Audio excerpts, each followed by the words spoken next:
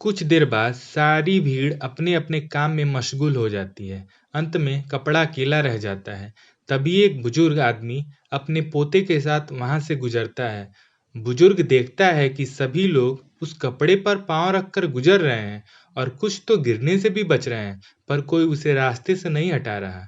वो तुरंत अपने पोते से कपड़े को कूड़ेदान में फेंकने को कहता है और उसका पोता ऐसा ही करता है। कपड़े के मुंह से उस बच्चे के लिए लाखों दुआएं निकलती हैं। कूड़ेदान में कपड़े को कुछ सुकून है, पर शाम 5 बजे के बाद उसके ऊपर कूड़े की बरसात होने लगती है।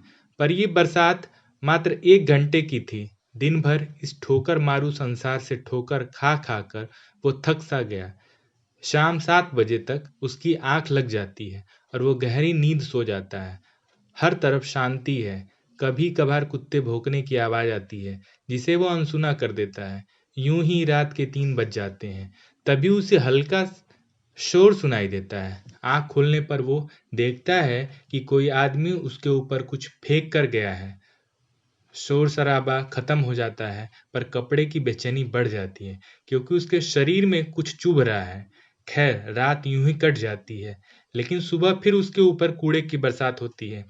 कूड़ेदान में अत्यधिक कूड़ा भर चुका है। अब तो कपड़े का दम सा घुटने लगता है। कुछ देर बाद कूड़े की गाड़ी आती है और सारा कूड़ा लेकर शहर के बाहर चली जाती है। कूड़े को बिलों में फेंक दिया जाता है।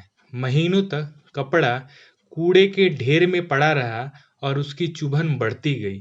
पर एक दिन वो हुआ जो कपड़े ने सपने में भी नहीं सोचा होगा। एक 12 साल का बच्चा उस कपड़े को उठाकर घर ले जाता है। जब उसने वो कपड़ा अपने घर वाले को दिखाया तो सभी की आंखें चौंधिया गईं। दरअसल उस कपड़े में सोने के कुछ गहने थे। ये वही गहने हैं जो उस रात कोई चोर कूड़ेदान में फेंक कर गया था, और जो कपड़ा लेकर आया है वो पन्नी बिनने वाला है। सोने के गहने पाकर सभी लोग उस मैले कपड़े का गुणगान करते हैं।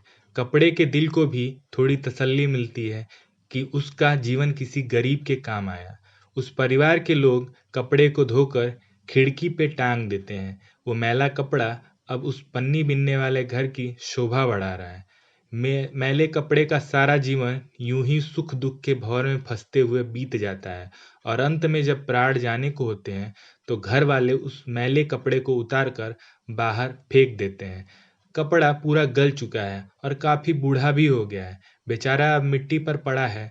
तभी इंसान की ठोकर से उड़ी धूल उस पर गिरती है। कुछ देर बाद घर का गंदा पानी आकर कपड़े पर गिरता है। फिर एक पल के लिए हवा भी रुक जाती है। ये चारों एक दूसरे से दुनिया की अच्छाई और बुराई के बारे में चर्चा करते हैं। दुनिया इतनी बुरी क्यों है?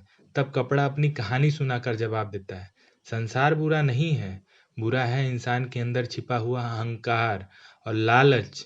मुझे अपने ऊपर बहुत घमंड था, क्योंकि मेरे दाम साधारण साड़ियों से ऊंचे थे। मैं सस्ती साड़ियों में रहना पसंद नहीं करती थी। लाला जी की पत्नी ने मुझे खरीदा और 4 साल तक वो हर शादी पार्टी में मुझे ही पहन कर जाती थी, क्योंकि मैं उसकी शोभा बढ़ाती थी। उम्र ढलने पर उसने मेरे 2 टुकड़े कर दिए और पूरे दिन नरक में रखा। रात को कड़ाके ठंड में मुझे बाहर फेंक दिया। शायर ने मुझ पर थूक की बरसात की तो राहगीरों ने भी मेरा मजाक बनाया। सवार राहगीरों ने मुझे तिल तिल कुचला तो पागल ने भी अपना काम निकालकर मुझे गंदे पानी में फेंक दिया। ऊपर से ये बाइक वाले गाड़ी तेज खुद चलाते हैं और चोट लगने पर दोषी मुझे ठहराया। और तो और इस पन्नी बिनने वाले की किस्मत मेरे कारण ही बदली, पर बूढ़ा होने पर इसने भी मुझे बाहर फेंक दिया। यूं ही सुख दुख की कहानी सुनते सुनाते धूल की मिट्टी उड़ जाती है, पानी सूख जाता है और हवा भी अपने रास्ते चल देती है। अंत में मैला कपड़ा पूरी तरह गल जाता है और कुछ दिनों बाद उसके चिथड़े अलग अलग बिखर जाते हैं। यह कहानी कैसी लगी, कृपया कमेंट कर ज़रूर बताएं।